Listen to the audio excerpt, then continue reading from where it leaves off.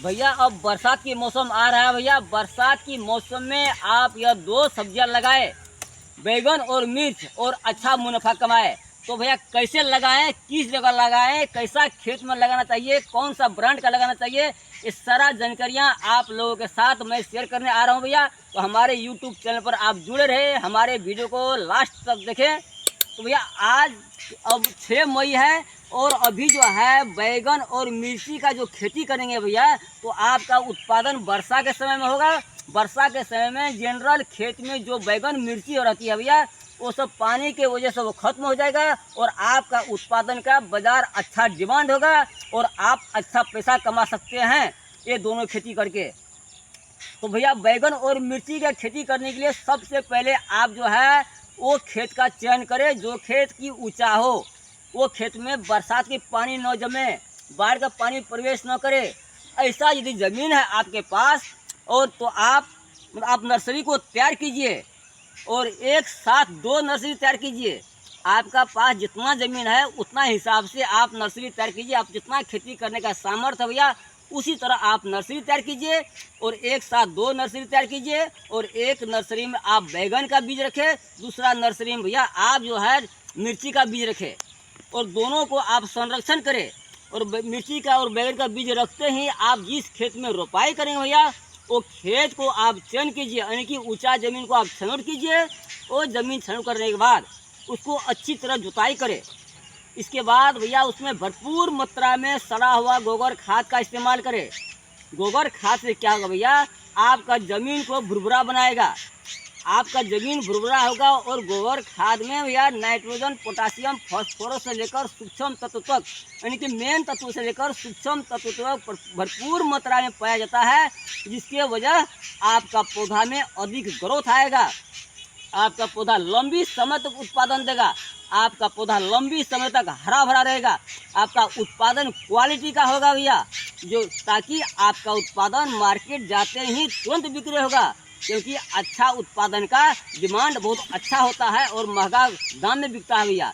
इसलिए यदि आपका उत्पादन महंगा दाम में बिका तो आपका बेनिफिट बहुत ज़्यादा होगा। तो भैया गोबर खाद भरपूर मात्रा में इस्तेमाल करें, यानी कि 1 एकड़ है उस हिसाब से 5 से 6 ट्रैक्टर सड़ा हुआ गोबर खाद को अच्छी तरह से खेत में छिड़काव कर दीजिए। इसके बाद फिर उसे अच्छी तरह से खेत को जुताई कीजिए। तो भैया बैगन और मिर्ची में जो है ये सूखने वाली, यानी कि उखेड़ापन अधिक लगता है, कोकड़ी का भी संक्रमित होता है। ये दोनों को नियंत्रण करने के लिए, दोनों बीमारियां को नियंत्रण करने के लिए भैया आप ट्राइकोडर्मा जो होता है उसको इस्तेमाल करें। बीमारियां को न्यूनीकरण करेगा। आप में का जो बैगन और मिर्ची में जो बीमारियां लगेगी, कोकड़ीपन, उखड़ापन, उसको नियंत्रण करेगा, उससे आपको बचाएंगे। तो भैया 1 एकड़ खेत में 4 से 5 किलो यदि आप पाउडर में लेंगे तो 4 से 5 किलो ट्राइकोडर्मा ले। यदि झोल में लेंगे भैया तो 4 से 5 लीटर ट्राइकोडर्मा ले और उसे 50 किलो लगभग गोबर में अच्छी तरह से मिला दीजिए। और मिलाने के बाद उसे 24 घंटा अच्छी तरह से जमा करके रख दीजिए, ताकि ट्राइकोडर्मा में जो फंगस होती है भैया वो एक्टिव होता है, तो गोबर में आपको उसका एक्टिव होगा। और खेत में जब छिड़काव करेंगे तो आपको खेत में अच्छा जो है वो काम करेगा, यानी कि उसका जो है वो आपका खेत में अच्छा फायदा देगा। तो अब क्या करना है, उस खेत में छिड़काव करना है जिस तरह खाद छिड़काव करते हैं। लेकिन एक बात ध्यान देना है भैया, ये पूर्ण जैविक है, इसलिए आप रासायनिक कोई भी केमिकल में इसे न मिलाइए। यदि कोई भी रासायनिक केमिकल जैसे रासायनिक खाद हुआ उसमें यदि आप उसके साथ यदि मिलाकर छिड़काव करेंगे या एक साथ ही छिड़काव करेंगे, जैसे कि अभी हम तुरंत ट्राइकोडर्मा युक्त हम गोबर की छिड़काव किए, फिर उसी पर हम यदि रासायनिक खाद का छिड़काव किए तो आपका जो है ट्राइकोडर्मा का जो पावर होता है भैया वो डिस्पोज हो जाएगा, वो यानी कि उसका कोई काम नहीं लगेगा, वो बेकार हो जाएगा। छिड़काव क्या हुआ नहीं तो कोई काम नहीं लगा। इसलिए भैया ध्यान दे, ट्राइकोडर्मा को जब छिड़काव करेंगे उस समय कोई किस्म का खेत में रासायनिक खाद छिड़काव नहीं होना चाहिए। तो उसे छिड़काव करके खेत को अच्छी तरह जुताई करें और जुताई करने के बाद भैया 1 सप्ताह वो खेत को छोड़ दे, ताकि उसमें जो सक्षम जीवाणु होते हैं, जो आपका पौधा को जो है लाभदायक जीवाणु होता है, फायदा कारक जीवाणु होता है, वो उसमें एक्टिव होगा, आपका खेत भुरभुरा होगा, आपका खेत जो है अच्छा होगा, आपका खेत उत्पादनशील बनेगा। तो आप उस तरह से आप छिड़काव करें फिर जुताई करें। इसके बाद उसे 8 से लेकर 10 दिन छोड़ दीजिए। फिर उसका जब अंतिम जुताई जब करेंगे तो उस समय आप क्या करना है, तो हम थोड़ा देर में कहते हैं, अब एक स्टेप फिर पीछे आइए। तो भैया आप अभी कितना किसान भाइयों हमें कमेंट में बता रहा है भैया हमारे पास गोबर नहीं है। तो भैया गोबर अपने पास नहीं है तो आप गोबर खरीद कर लाइए। यदि आपके आसपास में कहीं किसी का सड़ा गोबर है तो आप उसे ले आइए। यदि गोबर खाद इस्तेमाल नहीं कर सकेंगे भैया तो आप मिर्ची और बैगन का खेती आप नहीं करेंगे तो भी होगा। सिर्फ रासायनिक खाद के बदौलत यदि आप खेती करेंगे आपका उत्पादन नहीं होगा, आपका जो होना चाहिए वो नहीं होगा, आपका मुनाफा नहीं होगा। ये हम जो है ये सही बात कहते हैं। यदि आपका यकीन ना हो तो सिर्फ रासायनिक खाद बदौलत आप खेती करके देखिए। यदि आप कर रहे हैं तो आप जितना खेत में करते हैं भैया उसे 2 भाग में डिवाइड कीजिए और एक भाग में आप रासायनिक खाद से खेती कीजिए, दूसरा भाग में आप गोबर कंपोस्ट खाद से खेती कीजिए। तो आपका उत्पादन देखिए कितना है और आपका उत्पादन ज़मीन और धरती के बराबर जो है आपका हो जाएगा।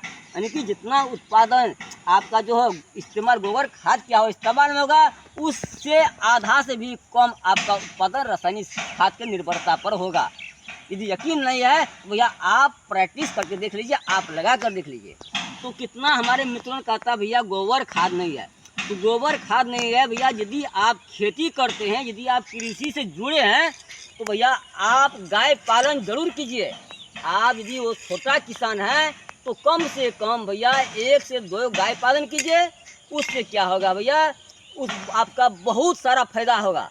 सबसे पहले तो गाय का जो दूध होगा भैया वो आपको शरीर को पोषण देगा, आपका बच्चों को पोषण देगा, आपका परिवार को पोषण देगा। और उससे जो गोबर आएगा भैया वो आपका फसल का पोषण देगा, आपको खेत का पोषण देगा, जिसके बदौलत आपका उत्पादन अधिक से अधिक बढ़ेगा तो आपका मुनाफा बढ़ेगा। देखिए, और आपका खेत में जो घास होगा उस घास के वजह से भैया आपका गाय को पोषण मिलेगा। देखिए, तो गाय का पोषण मिलेगा। अभी तो बहुत सा ऐसा घास है जो आप एक बार छिड़काव करेंगे तो महीनों नहीं सालों तक उसका कटाई कर सकते हैं। ऐसा ऐसा घास को आप इस्तेमाल कीजिए, ऐसा ऐसा घास को आप बुआई कीजिए ताकि आपका जो गाय पालन करने में कोई झंझट नहीं हो और उसके गोबर से आपका खेत का पोषण मिले, आपका फसल का पोषण मिले। तो गाय पालन और तरकारी खेती यानी कि सब्जियां खेती यह एक दूसरे का परिपूरक है। सिर्फ सब्जियां ही नहीं, आप कोई भी खेती करें तो पशुपालन और खेती ये दोनों जो है भैया एक दूसरे का परिपूरक है। यानी कि गाय से खेती का पोषण मिलेगा, खेत के घास से गाय को पोषण मिलेगा। तो आप गाय पालन शुरू कर दीजिए तो आप इसलिए आपका गोबर कभी कमी नहीं होगा। आप थोड़ा बहुत गोबर आपको मार्केट से या बाजार से मतलब कहीं दूसरे किसान से कितना पड़ेगा, नहीं तो आपका 1 से 2 गाय होगा भैया तो 1 से 2 एकड़ खेत आपका वैसा ही सिंचित हो जाएगा, वैसा ही उसमें जो है आपका गोबर से पुग जाएगा। तो उसमें भरपूर मात्रा में गोबर, तो भैया गोबर खाद से जो आपको पोषण नहीं पा सकेगा, जो कमी होगा उसमें आप NPK का इस्तेमाल करें। यानी कि गोबर खाद का कंपोस्ट खाद का प्रोत्साहन और रासायनिक खाद का न्यूनीकरण। तो आप थोड़ा थोड़ा 1 एकड़ में जैसे आप 4 बोरा जो जैसे DAP डालते हैं तो आप 1 बोरा सिर्फ दीजिए, 1 बोरा DAP दीजिए, फास्फोरस में पाया जाता है, 25 किलो आप पोटाश दीजिए जिसमें पोटासियम पाया जाता है और 25 किलो नाइट्रोजन दीजिए यानी कि यूरिया पाया जाता है। आप ये तीनों की मिलाइए और पौधा को अधिक ग्रोथ पाने के लिए, पौधा को अधिक ज़मीन से पावर लेने के लिए, उसे अच्छा हरा भरा रखने के लिए, फलन क्रिया को तेज रखने के लिए भैया आप धनजैम गोल्ड का इस्तेमाल करें। तो धनजैम गोल्ड आपका पौधा को मतलब शुरू से अंत तक संरक्षण करेगा, उसका जो फलन क्रिया को तेज करेगा। भैया फास्फोरस देने से क्या होगा भैया, आपका जो है फसल में आपका बैगन और मिर्ची में फल लगने में अधिक मदद करेगा और उनकी फलन क्रिया को तेज करेगा। आप पोटासियम उसका रूट का वृद्धि करेगा ताकि आपका जो है पौधा अच्छा सक्षम रहे। इसके बाद और जड़ को मजबूत करता है भैया, और नाइट्रोजन पौधा का आपका हरा भरा रखेगा यानी कि कोई किस्म का बीमारियां आपके फसल में नहीं लगेगी। तो उस तरह आप रुपाई से पहले खेत में अच्छी तरह मिलाकर छिड़काव कर दीजिए। छिड़काव करने के बाद उसे रोटावेटर खेत से में आपके कृषि यंत्र जिससे जुताई हो अच्छी तरह खेत को जुताई कीजिए। यानी कि खेत पूरा बराबर होना चाहिए, आपको खेत में डिक्का नहीं होना चाहिए, खेत में खरपतवार नहीं होना चाहिए। आप एकदम अच्छा खेत जब तैयारी कर लेंगे तो भैया अभी का समय में बरसात का मौसम है, उसमें आप बर्ड बनाइए। तो बर्ड कितना बनाना है, बैगन और मिर्ची ये दोनों जो हमें 3 फीट पर रोपाई करना है, यानी कि लाइन से लाइन का दूरी 3 फीट होना चाहिए, पौधों से पौधों को दूरी भैया 2 फीट होना चाहिए। तो लाइन से लाइन का दूरी जब हम 3 फीट का लगाएंगे तो आप 3-3 फीट के हिसाब में भैया आप बर्ड को तैयारी कीजिए। और बर्ड को जब तैयारी हो जाएगा तो भैया उसमें जो है अब क्या करना है, अब नया प्रविधि में आइए, उसमें आप मल्चिंग पेपर लगाइए, पूरा मल्चिंग पेपर लगाइए। तो मल्चिंग पेपर लगाने से क्या होगा भैया, आपका जो है खेत में खरपतवार नहीं होगा। आपका खेत में जो खरपतवार नहीं होगा तो उसको जो है नियंत्रण करने में, खरपतवार को नियंत्रण करने में आपको जौन मजदूर नहीं लगेगी।